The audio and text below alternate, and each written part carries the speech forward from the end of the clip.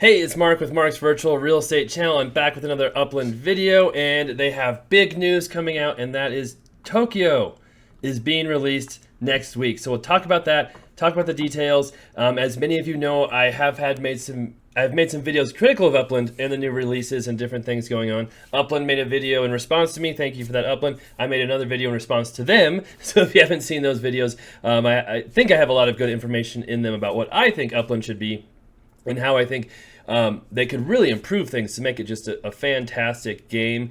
But we'll get into some of that later. And I'll also show you some of the stats again of new releases, of how many mints there have been versus money spent on mints in the first week of the release, to give you an idea of the history of the releases here in this video as well. I showed that in my last video, but I don't know how many people saw that. So Upland is a virtual real estate trading game. You can buy properties.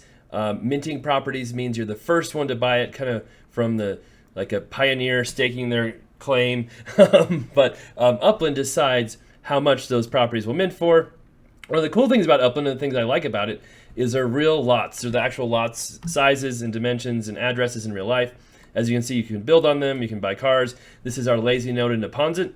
So along with my YouTube channel, I created a Discord, and we created this node, the lazy node, which is basically just a community that gets together and talks, and we've tried to build up properties, and we have contests, and we called it the lazy node because I don't have a lot of time to spend on it, even though I spent quite a bit of time on it. I am a real estate investor in real life as well. So with Upland, they release new cities every once in a while. Sometimes it's a month, sometimes it's 2 months, sometimes it's 3 months. And with those new releases, that's what really got me into the game and really got me excited about Upland. I chose Upland because, like I said, it's got the real lots. There's some supply and demand constraints where it's not just every property for sale. And you could make some good money, real money, on new releases and minting properties and selling them and speculating. And that was a lot of fun for me. So the Bronx up here was kind of the first new release I was part of. Really fun city. And I've got some stats I'll show you here as well in just a second. If you want to look at them right now, you're welcome to. But I like the first releases so much better than the last ones.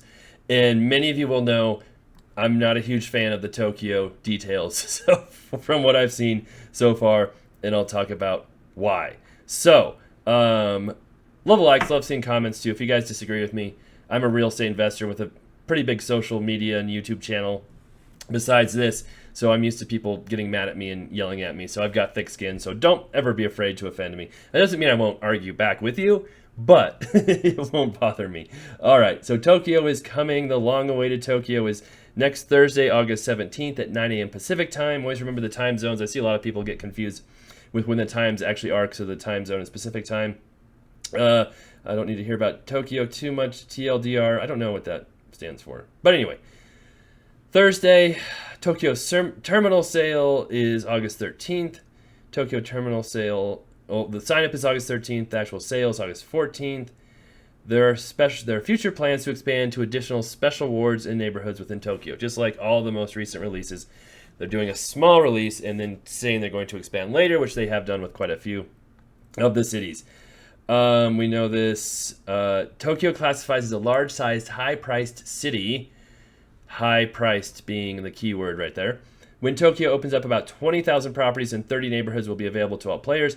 It's worth noting that among these properties in the opening, only a limited quantity will be designated as FSA properties. FSA are the Fair Start properties that are only reserved for people under 100,000 Upix net worth, so most of us can't buy those, but they're for new players. Let's see here. We'll focus on releasing properties in one of Tokyo's 23 special wards, Shibuya City. I don't know what that, I guess, does that mean the whole area, Shibuya City, maybe? I'm not sure. So here are the send fees, airport, yes, no train terminal. That might be nice. We don't have to take the train to the airport, to the city. That's one of my big pet peeves too, is like, just let me go to the airport and then go to the city. Why do I have to go to the airport, take a train, go all this? I have a car. I have 2 cars. Can't I just, I can't drive my cars around or do anything with them. Anyway, sorry. Off on my tangent. Total launch neighborhoods 30, 111, treasure hunt tier, yes, future expansions. Here's the map. So here's what this looks like. So Shibuya City. It must okay. So Shibuya City must be this whole section of Japan, Tokyo. So Shibuya is probably going to be. They said one of the special wards or something. I don't know. But the good thing about this release is there's lots of neighborhoods. There's 30 of them, and look at how small many of these neighborhoods are. That's a good thing. I'm glad they're doing that. That could create some higher prices and competition, depending on what the mint prices are, because they said it's a high price city. I don't even know if maybe they've used that wording with other cities. I don't remember it. But if they're super high priced, there might not be that much profit for the players like us who are trying to, mint, spend time doing it, get excited about it. So we'll just have to see how all that plays out. London had some affordable neighborhoods, but some very, very expensive neighborhoods too. We'll show you the stats on London, which might surprise you. Fun facts about Tokyo. Sorry, I'm going to skip over that. Terminal sale, yada, yada, yada. Travel guide. So here's how you traveled there. If you want to take the Nashville airport, I have a terminal there. Appreciate it if you use my terminal. We have extra special features. We have a captain's lounge that's open to everybody, and we have free coffee and donuts. Plus, we will upgrade your seats on your plane for free. Now, the airlines don't like that, but they just have to deal with it. So use the Invest for More Nashville terminal if you can. Collection reveal details, blah, blah, blah. Oh, yes. The next week, they'll have the collections. This is something I didn't mention in my previous video on my criticisms of Upland a little bit. And I thought about this afterwards. With prices being so high on these releases, it kind of makes the collections not nearly as important or fun anymore, especially the standard collections. Like, does anybody even care about those collections anymore? The prices are so high, it's like you kind of want to hit a collection just to keep your value in your property and hope it doesn't drop. Before, it used to be you want to hit a collection to really bump up the value, and unless you hit like a rare street or something like that. I feel like the collections now are just like you're hoping to keep your value instead of gain a bunch of value, which I'm not a big fan of. So we'll talk about pricing here soon. Blah, blah. Important note. So we don't care about that. Okay. If we see signs that the city release are suboptimal, we will stop it and do all that. Yes. City tour. Where's the note? There's a note somewhere. I missed it. They're not having street collections. Oh, probably where I didn't read everything. There we go. Okay. Due to the address structure of Tokyo properties, we have added a functionality to the property search bar. This new checkbox, the image below, will provide players with the ability to search more precisely for Tokyo properties. It is important to note that due to this unique address structure, there will not be any street collections available for Tokyo.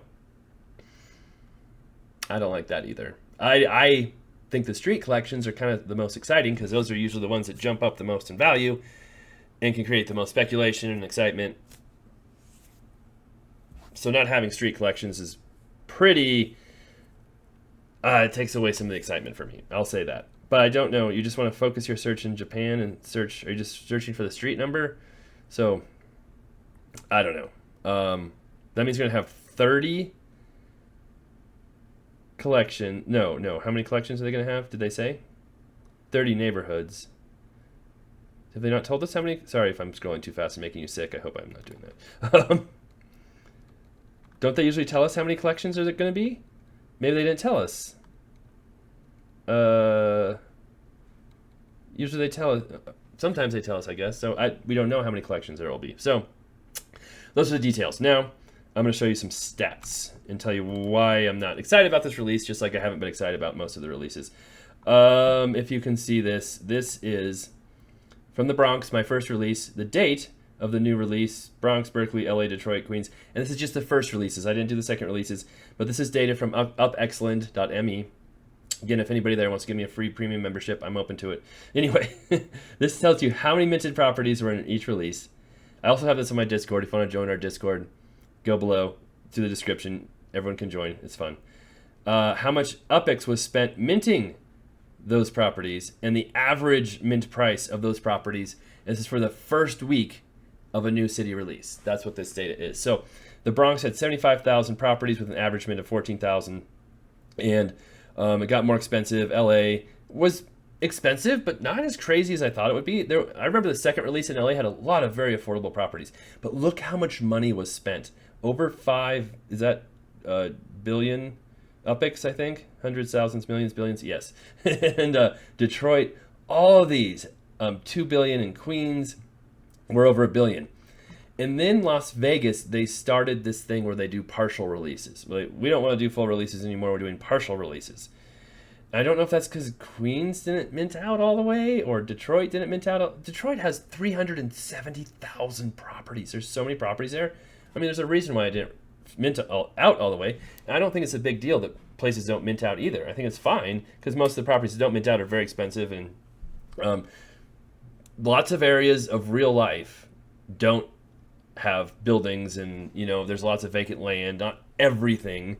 I mean, everything's owned, I guess, but not everything is built out. Not everything is an amazing location. Not everybody wants properties. And there's some areas like Detroit in real life that the government owns lots of properties because people didn't want them. So I think it's okay to not have minted properties. But anyway, moving on. Queens, Las Vegas was the first partial release. And they still spent $1 billion, which is impressive. But I think Las Vegas was the first kind of really frustrating release for a lot of people just because it was quite a bit more expensive per property, and there weren't as many properties. It just wasn't exciting for me, I know that. And then they just did partial releases from then on. Rio, which actually had more properties than they're doing recently, but Rio was fun, and the average mint price was way lower. I minted so many properties in Rio. It was a lot of excitement. It was fun. Did well there. Porto wasn't bad. I didn't mind Porto, but it's so small, minted out so fast. And Dallas was very frustrating for me, a lot of people, I think because prices were so high, especially that one neighborhood is at Highland Park that was, you had to spend 100,000 UPIX minimum for a property, and it still has tons of unminted properties. But look at the amount of money spent. It really has decreased the last few releases. And Sao Paulo had lower prices, which was nice, but I didn't find much exciting about Sao Paulo in collections or anything, or streets or areas. So London was exciting for a lot of people. Less than 20,000 minted properties. And look at the price, 75,000 per property, average mint. Crazy expensive. So there's a lot of hype about London. It did well. People spent lots of money.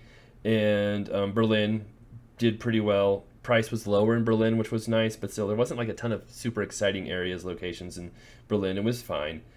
But it also, stuff sold out really, really fast for the prime locations. And what I've seen with the recent releases is it's hard, unless you're the very first person with an incredibly fast computer and on your game, starting with Vegas, it was hard to find any premium locations to mint properties in. Like, they're just gone like that immediately.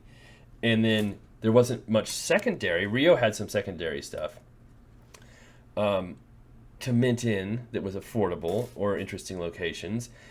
And so it just wasn't as much fun. I remember spending like an hour or more on some of these early releases, just going crazy, minting, looking at locations, testing out different things. And these last ones are just go by so quick. There's so few properties. It's like you're done. Like, oh, okay. But something interesting I want people to look at is the pricing. So my most fun releases were definitely the ones that had affordable pricing. Detroit was one of my most fun releases too, and ones where I made the most money as well, which allowed me to have UPIX to put into more releases and more releases. But look how much less money people are spending, and part of that's because there's fewer properties. And if Upland, I mean, look at these releases before. People were spending a ton of UPIX, and Upland says that they don't want to release more properties because they don't want to flood the market and oversaturate it. They were minting 5 times as many properties, sometimes more than that, in these previous releases. And these cities were close to minting out, some didn't. But people have the UPIX to spend on releases if they like the release. That's my point here. If they had more properties at lower prices, people would spend more UPIX. I'm almost positive of it. London did well. London's one of the most famous cities in the world, one of the most expensive cities in the world, and people spent money there, but still not very many properties. If they would have had a big, massive release in London all at once with some expensive properties, but some affordable properties, I mean, I bet it could have pushed LA for 5 billion in UPEX spent. Maybe. That would have been pretty crazy to see, but I bet they could have massively increased how much was spent if they would have priced things a little differently, just because of the excitement of London. Berlin, not as exciting of a city, but Tokyo could be a really exciting city too. Again, tiny release, really expensive properties. I guess we'll see how it does. I mean, it's working for Upland. I'm just trying to talk about how it's working for players, and I think in general, it's less fun to have these small releases. The second and third releases aren't nearly as much fun as a full release, and it's much harder for players to make as much money too, which makes it less fun for players, and makes it less fun for new players too to get involved, because it's really tough for a new player. Sure, there's some FSA properties they could mint, but a lot of new players, might not have that FSA ability or want to mint more than, a few properties, and if they don't know how this release works or how fast it has to be, or aren't completely on their game, they're going to miss out on good properties for sure. And with these larger releases, it gives just so much more opportunity for new players and different players to do different things and experiment and have different properties and maybe even different nodes and different stuff. So don't like this release. I'm not saying it's bad. I'm not saying I don't like Upland. I'm just saying it could be so much better. And I used to refer people to Upland all the time for my other social media, real estate stuff, my other YouTube channel, Invest for More. I don't anymore. I don't refer people here anymore because I'm not excited about it, and I'm not going to refer people if I'm not excited about it. Before I was super duper excited about it. I thought it was awesome, so much fun. Now I'm not as excited about it. So maybe at some point Upland will change some of their strategy, have an experiment of a full city release. Maybe not. Maybe they just want to do this and have these small ones for whatever reason.